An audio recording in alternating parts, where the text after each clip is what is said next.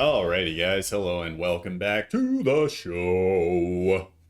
Today, we have a cast coming y'all's way. We got a 5v5 going down on the Neuroxis map generator, which, as far as I'm concerned, with Fortune Alliance Forever, is probably the greatest thing since sliced bread. It is a 20 by 20 map, but I believe this has been set for a little bit smaller. So this border along the outside is, I think, actually what a 20 by 20 map would look like.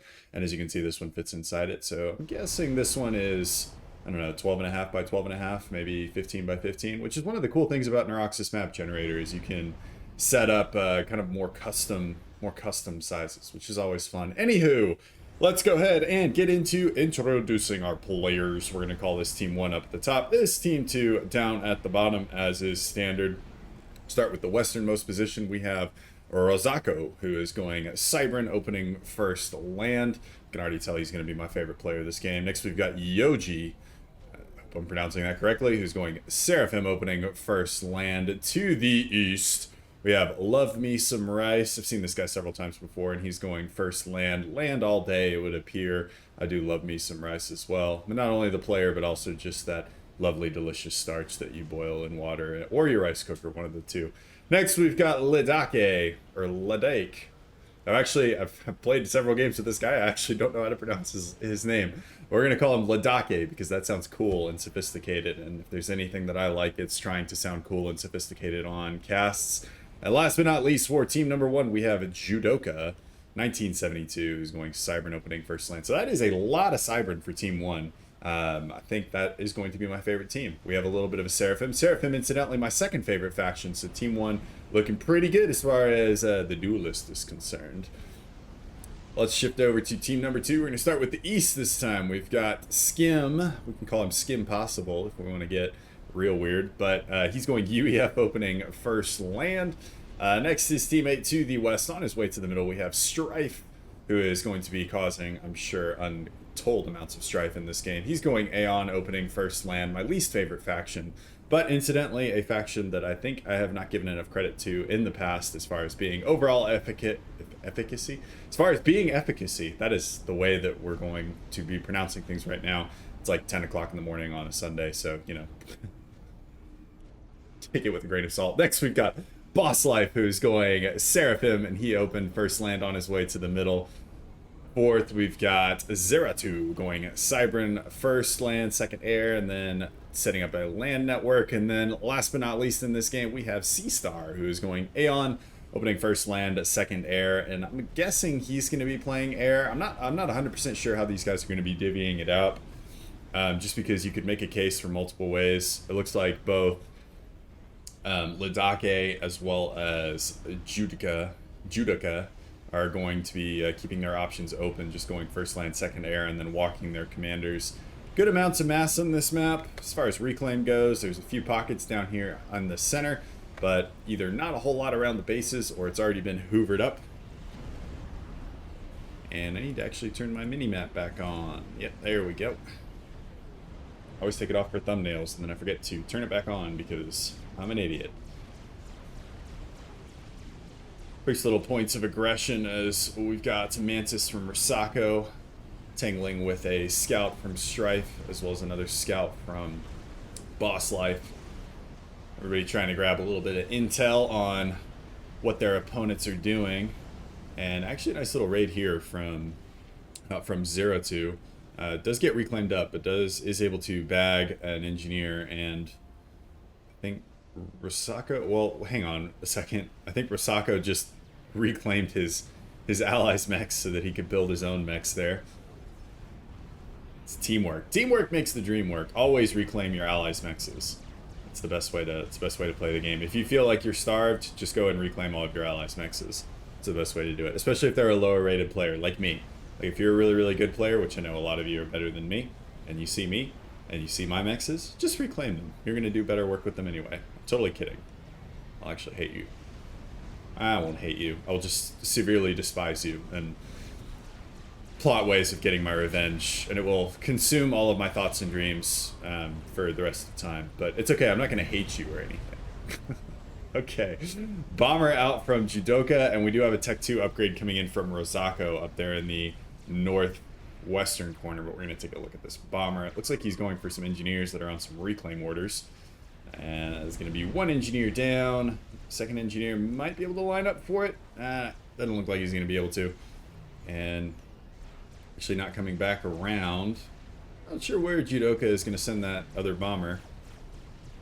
But that is an interceptor out from C-Star. And should get locked in on that bomber. And that bomber is going to... Ooh, nice little hover pivot bomb thingamabob. Does pick up 2 engineers there. So 3 engineers for the bomber. Not the best bomber, not the worst. Definitely better than a sharp stick in the eye. And a T2 upgrade seems to be paused there for Rizako up in the northern corner. As everybody really setting up kind of a defensive line down the middle. So Neuroxis map generators are usually mirrored over a... What would this be? A diagonal hypotenuse of the triangle, I think it would be. I sometimes call it the diagonal hippopotamus to my wife, which always pisses her off because she's very correct whenever it comes to those things. But this map seems to be mirrored across a diagonal line down in the center, and that's where defensive lines seem to be being set up, as we've got some forward factories, some radar, etc., etc., etc. And love me some rice. Although it does seem like Team 1 is getting the better of it whenever it comes to overall control of the middle sections. We do have a T2 upgrade now coming in for Skim Possible as well. And Strife bringing his commander over to help. T2 upgrade coming in from Yoji. So game a little bit slow to get kicked off. Just to be expected in such a large map. A couple of T1 skirmishes here and there over some reclaim. It'd be a good idea to get some engineers out of here. How much reclaim is here? 950,000. That's not an insignificant amount of reclaim. Definitely worth sending an engineer. Actually, we got Love Me Some Rice scooping up some of that reclaim there. And there we go. Now we've got Skim Possible. Now looking to grab some of that reclaim for himself.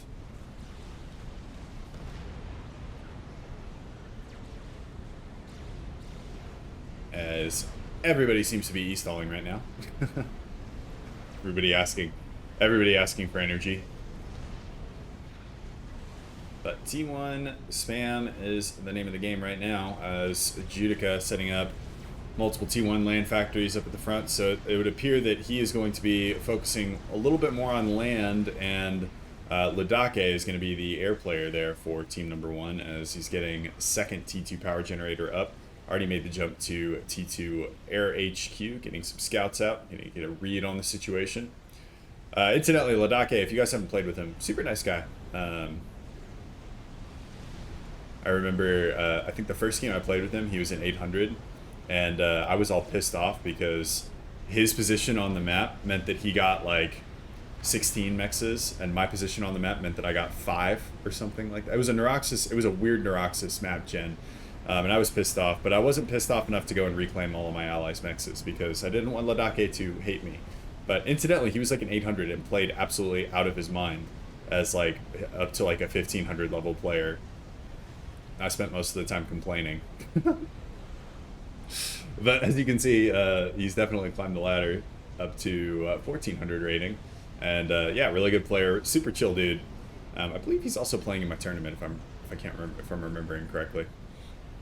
But T2 upgrade now coming in for Boss Life, as T2 upgrade now finished there for Risako as well as for Yoji. As of yet, undecided as to what they are going to be doing with those upgrades. And on the bottom side, Zeratu does have T2 upgrade as well. C-Star not upgraded, and then Boss Life going for a T2 upgrade. So T2 upgrade seems to be the name of the game, with the exception of Strife, who's actually going for that Aeon gun comm with slightly longer range than the other gun comms, but comes at the trade-off of having to upgrade 2 things. Although it's not really a trade-off because they cost the same. If you add both of them together, it costs the same. It's just annoying that it takes up 2 of your upgrade slots. And now we got Stealth coming in from Judica. Just Stealth though, no gun upgrade or T2. Interesting first phase upgrade, I would say. I don't know, maybe it's not. Maybe I'm just weird. as the first of the firebasing has started. Cerberus turret's now going down for Zera 2. And now he goes for a stealth upgrade. See, that's where I would put a stealth upgrade. After your first upgrade. Boss Life still stalling his way to Tech 2. Is he actually stalling? Oh yeah. Oh yeah. He's stalling. And Tech 2 now out on the field for Strife. So we got some blazes out in the mix. And that is going to be Love Me Some Rice pushed off of that position. Really only losing one mech though. All the reclaim has been sucked up, vacuumed up, reclaimed. All the reclaim has been reclaimed. Even still going to get some good trades here against the T1 forces. Love Me Some Rice actually goes and starts his own gun speed and range upgrade. And Strife, now with the fully upgraded commander, moving that towards the front to get some action in. And actually going for shield. That is an early shield upgrade, in my opinion at least. I don't know though. I never play on, so take my opinion with the pound of salt that it actually is. But it seems to be able to afford it relatively well. 20% done on that upgrade, and losing a couple of units to some mobile artillery. As my graphics card seems to be rendering the water in the middle a little bit strangely. Although I heard in the past that could be a bug from the engineers mod that I have enabled, which I need to turn off in the future for casts.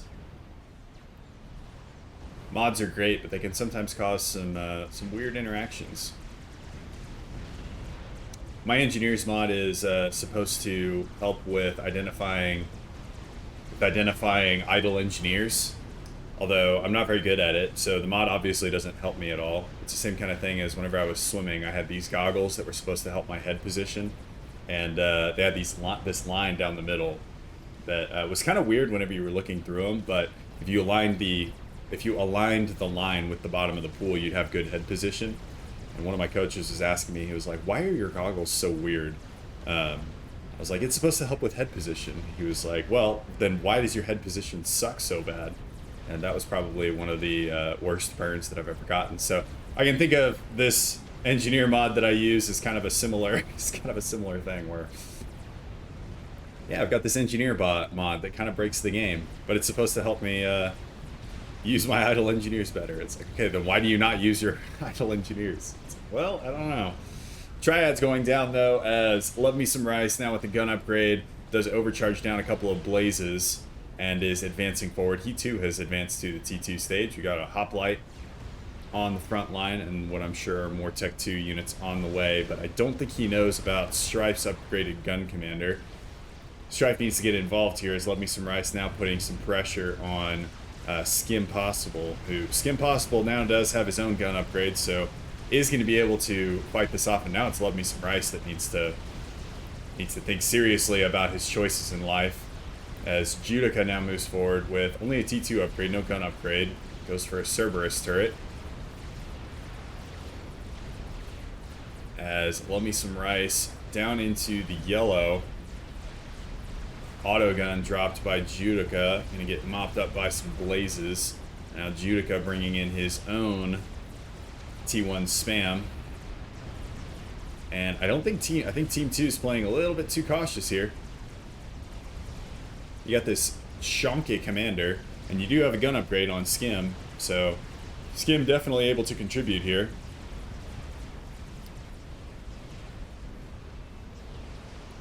Unlike some of the people that you'll see in games like myself that just go running headfirst in with an unupgraded commander. Now we got Strife abusing the longer range of that Aeon gun commander. Get some free trades on some Tech 1 units. Does have a shield down as well, which is going to help. I like how the overcharges curve. It's a homing plasma bolt.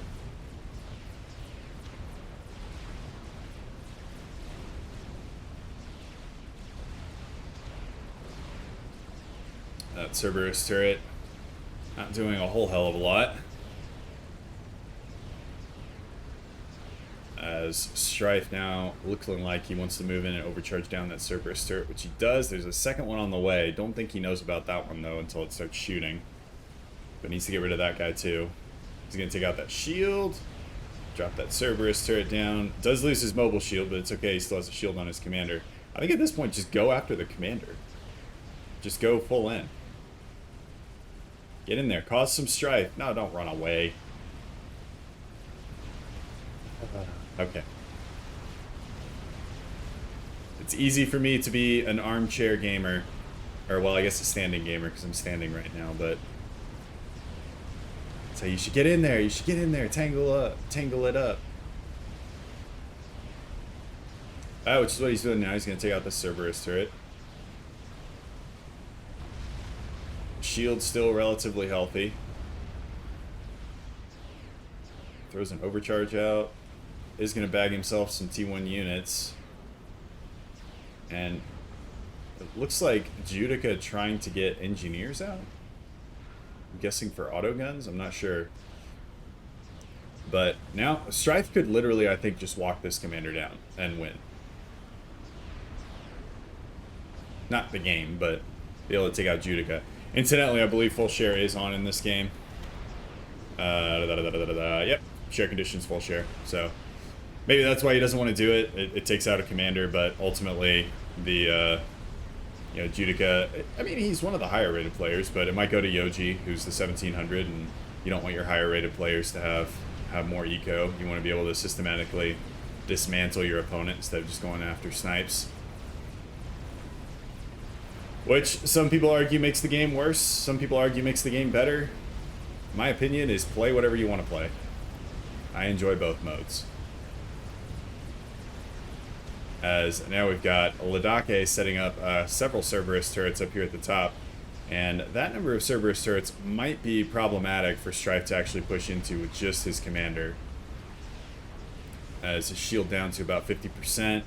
Is going to be able to drop down the shield, I think, from Love Me Some Rice.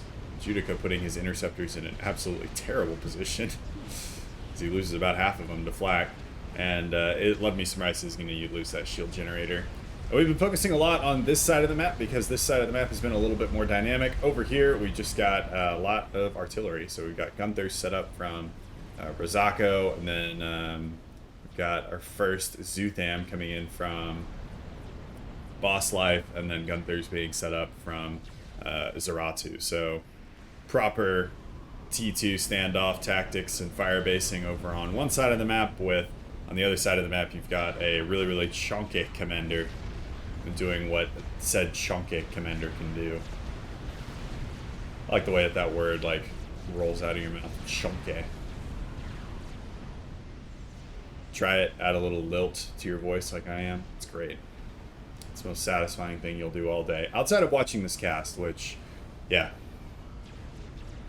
It's gonna go into a shameless self-promotion there. Actually, you know what? What the hell? Let's go into a shameless self-promotion. This cast is gonna be fucking enjoyable, and y'all should like and subscribe to my channel for more amazing casts like this one.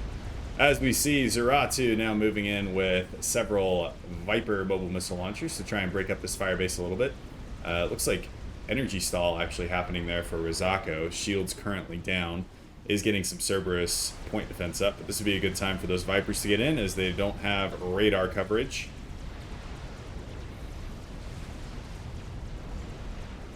And let's check in with our air players. Where are we at with air? Alright, so we are up at T3 for Ladake, and I'm pretty sure... Okay, so Judica actually is going for air as well. So we got two air players for team number one.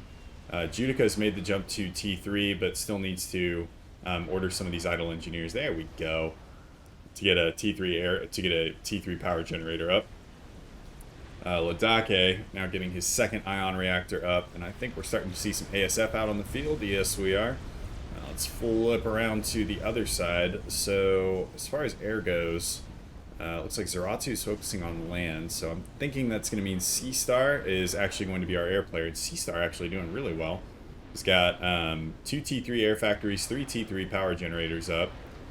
And as far as ASF go, I don't really see any ASF from him. I'm actually seeing more air-to-ground stuff out of C-Star right now, unless I'm missing something. Okay, so we do have a couple of the virus fighters up there, a couple Coronas.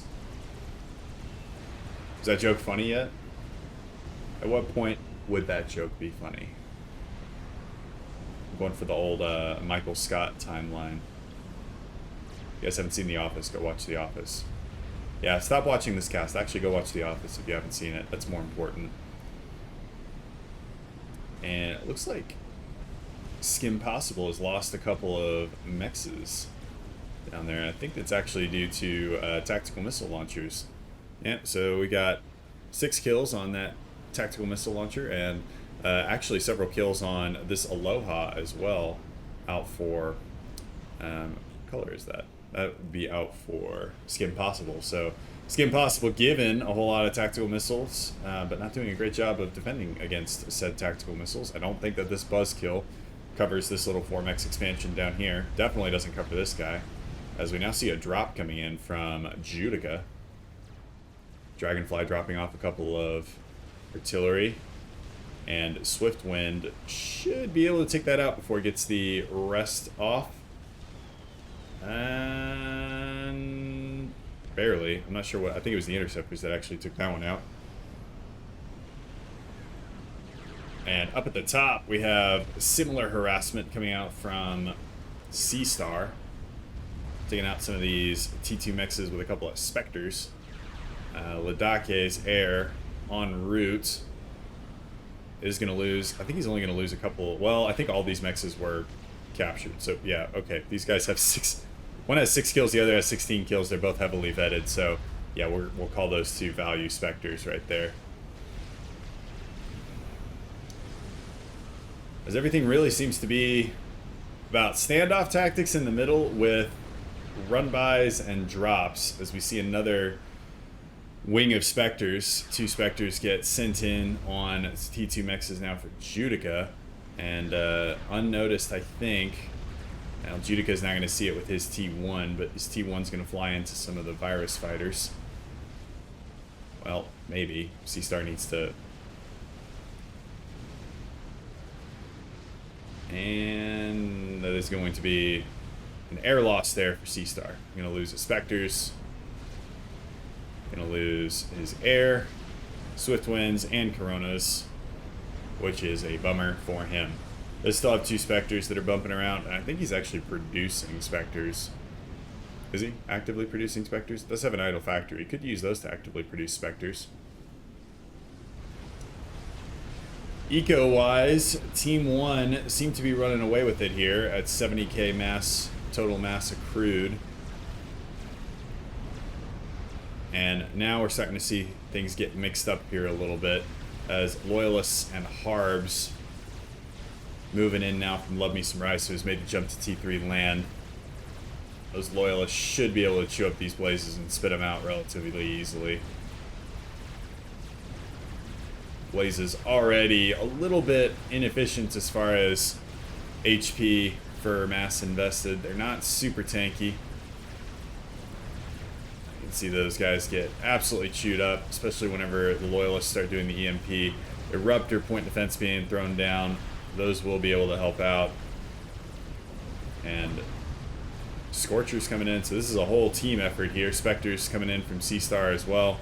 And that offensive is not really going to do anything for Love Me Some Rice outside of just bags T1 units, I don't believe. We got another offensive, though, in the works, this time with bricks instead of the Loyalists. And T3 gunships now out from Ladake, who is using those whalers to harass several of these mexes, expanding mexes there for Skim Possible. And Skim Possible actually going to Sam's, recognizing that his teammate is in a 2v1 air situation. It might be good to get yourself some good ground-to-air defense.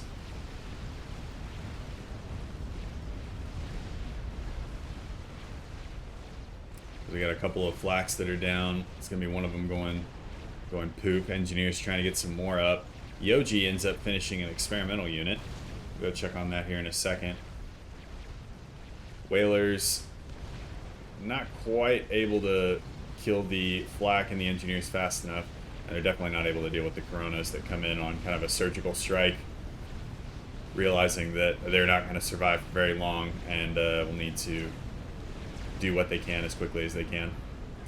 Alright, experimental down for Yoji. That is going to be an Ethoda, arguably one of the more effective experimentals in the game.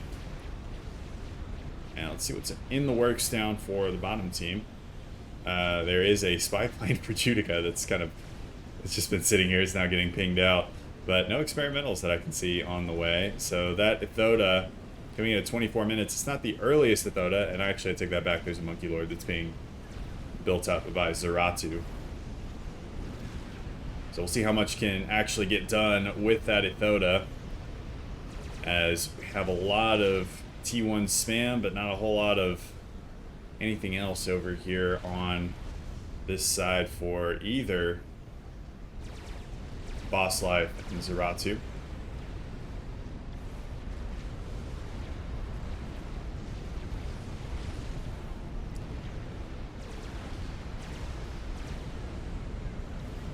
And I'm not gonna lie, this game's been pretty slow for the first 25 minutes or so, but we're about to kick into, I think, some pretty fun stuff here. So if you haven't already clicked off of this game, consider liking and subscribing. I'll shill my channel once more.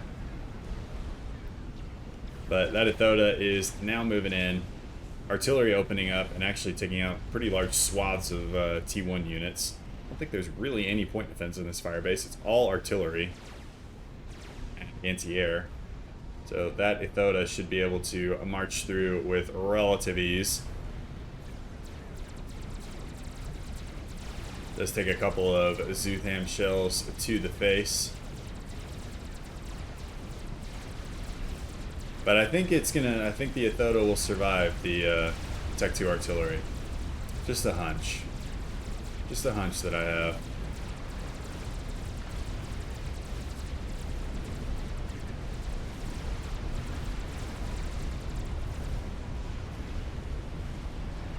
As everybody now panicking to get your commanders out of dodge. Monkey now being positioned to blunt this assault, but it looks like there is not only more but better tech for supporting land units and a better experimental. So the only thing that Team 2 really have going for them here is the fact that there is some point defense in these mixes that should be able to help out a little bit. But that Ethoda is going to tear through another Firebase here. Another rather lightly defended Firebase. Therefore, Zeratu. Let me some rice. Now finishes an experimental unit of his own. That is his own Monkey Lord. Let's focus on what's going on down here. As the Monkey Lord parked itself under some shields and isn't doing a whole lot with its laser. Now moves out. T1 bombers coming in over the top, trying to deal with this Ethoda as quickly as possible. And the Ethoda or the point defense and the Monkey Lord doing a pretty good job of taking down the Ethoda pretty quickly here. And that Ethoda actually going to go pop, I think. Oh, no, it's not. It's actually going to vet off of that. It's such unfortunate timing.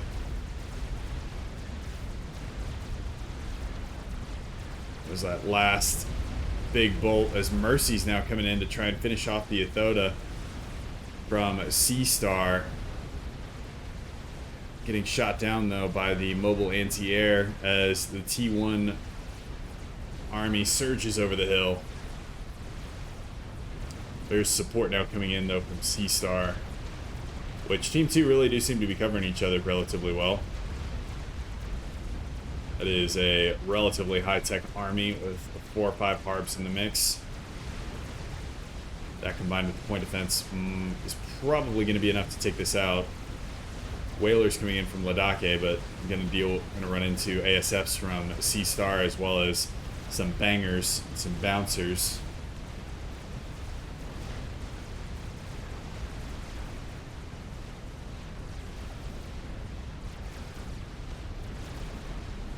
I believe that is going to be the end of that offensive maneuver.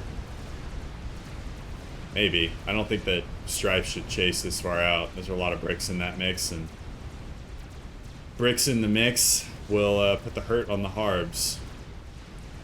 Kind of rhymes. Sort of. Let's shift over to this side, because we got a new offense developing. Team 1 have really hit the gas here. And Team 2, I think, spent a little bit too much money on Firebases and not enough money on good units. So Strife, who had taken all of his units, I believe, over to help Zaratu on this side, now finds himself in a pretty exposed position here. Does have some Harbingers coming out and does have a gun comm with shields, so overcharge is an option to deal with these units. And Love Me Some Rice actually going to back up, maybe link up with this Monkey Lord and pick up some reinforcements from his forward factories and then push back in again. That is going to be a Monkey Lord as well as a pretty hefty T3 army coming down Strife's throat here in just a few seconds.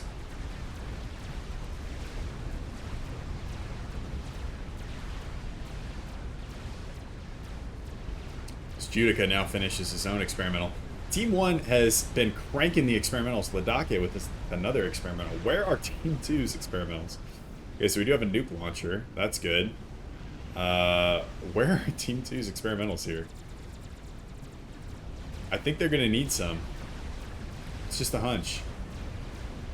Got a monkey coming down. We've got Judica's monkey. There is an Ethoda out from Boss Life, so that's good. That'll help secure the northern side, but it's the southern side they need to worry about right now is the monkey beginning to tear its way through Strife's perimeter mexes and now threatening Boss Life's perimeter mexes as well. And that is an ass washer moving in.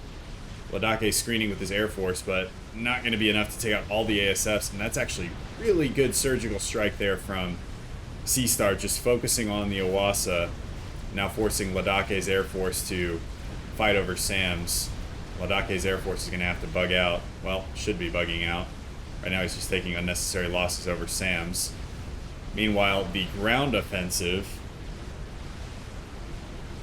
therefore, Love Me Some Rice, continuing as Ladake actually deciding to take an air engagement here over Sam's. He's going to lose more ASF than I think it was worth, but wants to get air superiority. Incidentally, Yoji now in the T3 air game as well, so Seastar getting properly triple teamed, triple stuffed in a three-way gangbang here in the air game. As the monkey now going to run into an Ethoda that has been pulled back from Boss Life. We saw how this story played out about 5 minutes ago, and I think that the monkey is not going to be able to hold up as Strife now with a proper T3 army in pursuit. I think that Love Me Some Rice was just a little bit too slow. Shouldn't have looped all the way around. Should have just gone for the throat. Should have gone for Skim Possible immediately. And that is actually going to be a hefty amount of mass that's been donated just between the monkey and the Owasso and all the other units. We're looking at about 85,000 reclaim on the map right now, which if they get all of it is going to pull them much closer to Team 1. So Team 1 throwing away a lot of an advantage there with those offensive maneuvers. But we still have Judica's offensive over on this side. So that does have a monkey as well as what seems to be mostly just T1 spam with a handful of bricks in there. And Strife and Skim Possible are going to have to figure out a way to deal with that one. So Boss Life actually pulling his Ethoda out. Maybe a little bit too prematurely, but Skim Possible going for some point defense here, and it's got a nice little choke point, so can't be that many units. You can call this the hot gates, if you will. Although it's kind of not 100% historically accurate. First off, because this is on an alien planet. And secondly, because the offensive unit, the attacking force is coming through the hot gates instead of defending the hot gates. So, whatever. Stretching a little bit. So that nuke that we saw out from Strife is now almost loaded, and Ladake actually pinging his teammates to see if they have nukes. SMD's loaded. He says his is loaded. We do have that SMD is not loaded, therefore love me some rice. Yoji's also not loaded, nowhere close. Yoji I think would be a prime target. And then we do have Rosako's is loaded. He'd have to finagle it because I think Rosako's is going to cover to about here, so he'd have to finagle it a little bit, but I still think Yoji is probably your best target. And then love me some rice probably next. As we now have got 2 Ethodas out from Boss Slide and a newly minted Ethoda from Yoji. Okay, so Nuke is launched. Nuke is launched. Is that launched? Sound like Jar Jar. Say what you will, I thought the prequel movies were pretty good. Alright, and love me some rice is actually the target. And, oh wow, that Nuke, that SMD actually was prioritized pretty heavily. He needs to throw some more prioritization on it though. That Nuke is inbound. I don't think he's going to make it, even if he prioritizes it with everything he's got. As that Nuke comes in, we got our nice cinematic shot. Boom. I say the Aeon Nuke is probably the least, like, cool looking. The, Aeon Nuke is definitely the least cool looking. It's just kind of like a wave. Cybran, definitely the coolest non-experimental nuke. Obviously the, why am I blanking on the name of this thing? Why am I blanking on the name of the, experimental nuke launcher? Ugh. That's not good. That's not a good look. Obviously the Seraphim T4 nuke launcher is the coolest looking, followed by the Cybran, and then I think the UEF. And I actually can't remember what the regular Seraphim nuke looks like. Why am I forgetting what the T4 experimental launcher's name is? Holy crap. It's gonna really bug me. Alright, meanwhile, back to the game. 2 Ethodas coming in. There are 2 Ethodas defending for Yoji, as well as a ton of bricks. And I'll give you guys 3 guesses, but you're not going to need them for which army is going to win that particular engagement. Nevertheless, Boss Life feels confident and wants to take this engagement. There's also a Megalith coming in from Rosako.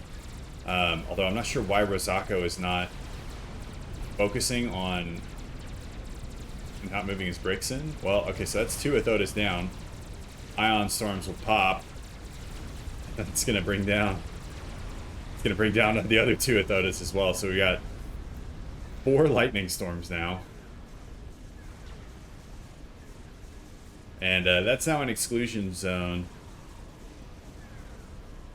that you don't want to go into until those are done. Meanwhile, on the other side of the map, Judica's offensive has been pushed back. Looks like the monkey did die. That monkey did not die, unless it was already reclaimed. Monkey is back here, actually. But anyway, either way, Skin Possible does get the expansions, his mech's expansions back. Skin Possible has also built an experimental unit, so that will be a Fat Boy out from our UEF brother. And, alright, next. Offensive. We have a GC getting pushed in from Strife. So Team 2 now finding a way to hit back, it would appear. And that is going to be flanked by an Ethoda. A GC should be able to deal with the Monkey Lord relatively well, but there's a ton of harbs and bricks that are in this mix as well, so neither player can completely discount those. As the GC is going to go down. Whalers coming in from Ladake, going to be dealt with by the Cougars that are on the ground. Should be dealt with by the Cougars that are on the ground. T3 mobile anti-air for the UEF. And that Ethoda now with very little standing in its way. Gunships and strats being brought in from Judica that are just getting absolutely shredded by not only the T3 air coming out from Strife, who has now helped out his buddy C-Star in the air game, but also from the mobile flak and the Cougars that are on the ground.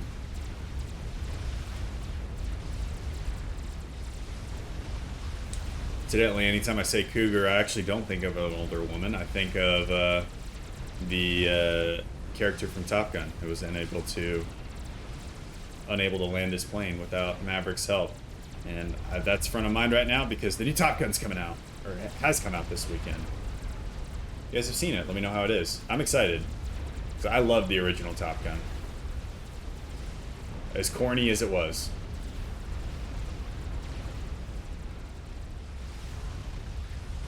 As the Athoda continuing to forge a path into the middle.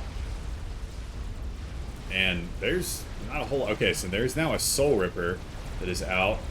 And it looks like Judica now tangling with ASFs from both Seastar as well as Strife. But in a poor position. Needs to bring these ASFs in and just do a quick little run by. I think they can one pass this Soul Ripper if they get it in position. But... a little trigger shy, and Ladake actually going to move in and just mop up the enemy air.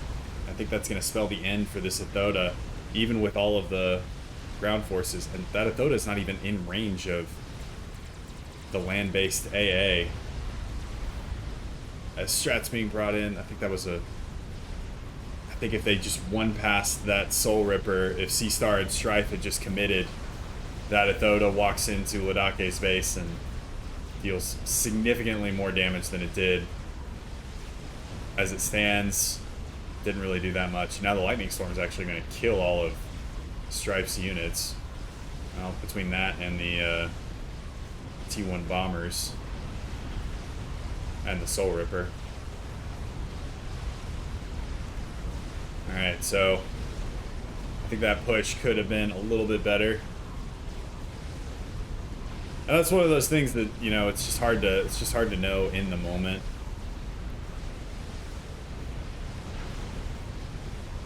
One of those things that it's hard to make a call in the moment. You know, do I one pass and sacrifice all my air, or do I try and run away and live to fight another day? I think that they ended up, I do think that they made the wrong decision here. As Let Me Surprise His commander is now very far forward. He has cloaking as well as gun and laser, and actually gave over his entire base to Ladake after that little nuke debacle. Ladake now with his own nuke, and that is going after Seastar's base. So looking to take the air player out of the game. And there's 2 SMDs. That one's not loaded. That one does have 2 in the pipe, though. So that is not going to be able to... That nuke is not going to be successful. Therefore, Ladake. Sorry, try again another day, sir. Right? Okay, yeah. It's like hello? The SMD's loaded. Okay, so now we've got 2 megaliths, a third now coming in from Risako. And as far as stuff that can stop this, that we're once again heavily outmatched. There's an Athoda as well as a heavily damaged megalith there for Zeratu. And I think Zeratu needs to control K that megalith and focus everything on getting this one up. I think that's gonna be faster than just letting either of these guys repair. That is another nuke that is going to be out. This time it's from Strife once again, and that looks to be T3 artillery. We'll come back and talk to that. We'll come back and talk about that in a second. But nuke launcher out, going for, it looks like these megaliths, as well as a juicy reclaim field. I'm not quite sure when those Athodas died, then focused on other parts of the game.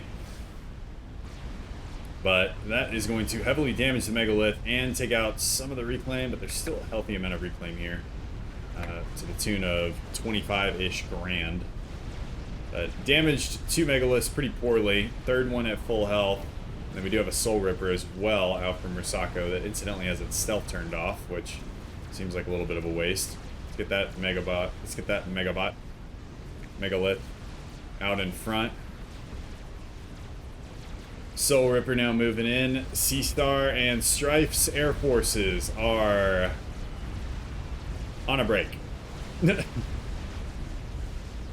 We were on a break. Different kind of break. Alright, there they come. Looks like, I think the Athoda and the Mega went down. Yeah, Athoda and the Megalith have gone down, so that is both defending experimentals for Zeratu taken out by a Soul Ripper, and now we've got Love Me Some Rice's commander with a laser now involved in the chase as well. Where is... Okay, so that Megalith has been done for Zeratu, and we now have an Owasso out for boss life. I said we were going to go back and check in on this artillery, so we do have a Hovatham up for Yoji, not Yugi. Second one on the way. And it is concerning to see Tech 3 artillery at this point in the game, but you don't really need to be super concerned until there's like 3 or 4 of them, I think. 1 or 2 is relatively easy to shield against, but 3, 4, that's where shit starts getting real. And speaking of shit getting real, this Megalith is about to get triple teamed by 3 of his brothers, which is a word that I never thought, which is a sentence I never thought would come out of my mouth. Judica control Ks. I'm not quite sure what was up with that. Maybe he had to leave. But yeah, moves his commander outside of his base and control Ks. Everything goes to Ladake. This Megalith is now getting 12 cannons rammed down its throat. I hate to see this Cybran infighting. But that first one is going to go down. The second one probably also going to go down as well. Both of these damaged by that nuke point defense, nuclear point defense from Seastar earlier. That combined with the fact that we've got some restorers as well as a whaler helping alleviate some of the pressure that's being forced down this Megalith's throat is definitely helpful. Although Yoji brings in his Air Force, and Seastar once again, Air Force saying, "We were on a break." And unfortunately getting some poor turns there, and that Megalith actually not going to be able to trade 2 for 1. And those 2 Megaliths, there's not a whole lot that is going to be able to stop those Megaliths. And it's looking real dicey now for team number 2. There's artillery up. Their pushes have not been able to amount to a whole lot. This Fat Boy is sitting in what is a very cool looking shield bubble, but has not been used, I think, to huge amounts of efficacy. That's your second artillery up, and they are starting to break through Strife's shields. Oh, and Mercy's actually being deployed against the Megalith, which is a great call. There's no flak out. Yoji needs to get his Air Force in the appropriate position. And I'm not quite sure why Seastar stopped making Mercies there, but needs to get back on that Mercy wagon again. That could be like a marketing campaign. Show some mercy for your enemies and build mercies. You're like an absolute dick that's like, hey, I know I can beat you, so I'm gonna show you some mercy and just ram mercies down your throat. Alright, so the artillery is now breaking through. Forget what I said about 2 artillery not being super threatening. It is apparently very threatening, as Seastar takes an artillery shell to the face. And takes another one to the face.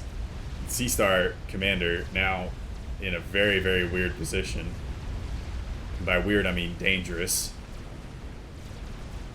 And we're now going for cloaking on Zeratu's commander.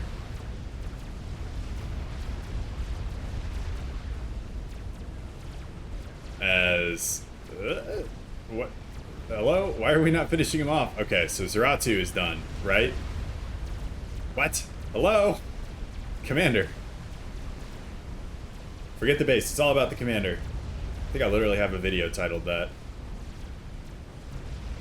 But this is a full share game. And incidentally, Galactic Colossus now done for Seastar, which is probably a very, very welcome sight for Zeratu. As long as this GC actually walks into position and starts shooting. He's trying to get as many shield gens up as well as Cerberus point defense. And that's actually doing a number on the Megabot. Strife now moving Air Force over to help protect And Zeratu now with cloaking as well as laser is just going to take matters into his own hands as well. Throw out several overcharges. And yeah, between the two of them, between that GC, the point defense, and Zeratu's comm. I've had like such a hard time this game, y'all don't even know, saying Zeratu instead of Mogatu. I watched Zoolander recently, and I keep wanting to say Mogatu. I just figured I should let you know, and so that y'all can share in my strife over this experience. There's another Megalith from Rizako coming down the middle this time. Air Force for Yoji dealt with, but Ladake's cloud of ASF just envelops Strife's ASFs there. And the push that was beginning to get put together on this side of the map is now going to get shut down by these whalers. There's not a whole lot that team number 2 can do to protect their skies and as well as their own units.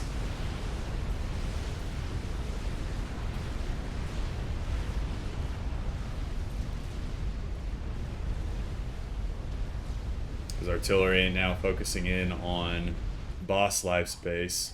And that is a nuke that is getting fired. There is a, oh, there's a missile launcher here, but there's no SMD. There is an SMD here in Skim Possible's base. And judging from that nuke's trajectory, as well as the orientation of the moon and the stars, I'm thinking that it's going to fly over this nuke eliminator. That is a nuke out from... Alright, so we've got mutually assured destruction now happening. So that is a nuke that is firing off for Strife. Thought he had another one in the tube as well. Oh wait, there are 2 nukes. Where did the second nuke come from?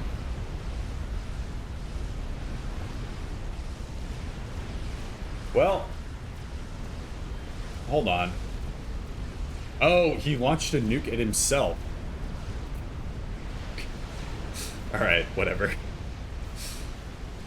Teleporter now on the way for Mogatu Zeratu. I'm just going to embrace it at this point. And I think that this is over for team number 2. They showed good signs of life in the mid-game, but were unable to capitalize on it. As 25% done on this teleporter, and everybody is saying, help me, Zeratu. You are our only hope. How realistic is him getting that teleporter done? Okay, so he's got 20k energy income. So, I mean, it's, you know, it's realistic. This teleporter's not taking absolutely forever.